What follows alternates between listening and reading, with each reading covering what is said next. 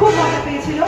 তো আপনাদের সকলের জন্য সবার পক্ষে বলতে পারছি এখানে আমার কৃষ্ণদাও খুব খুশি, আমিও খুব খুশি।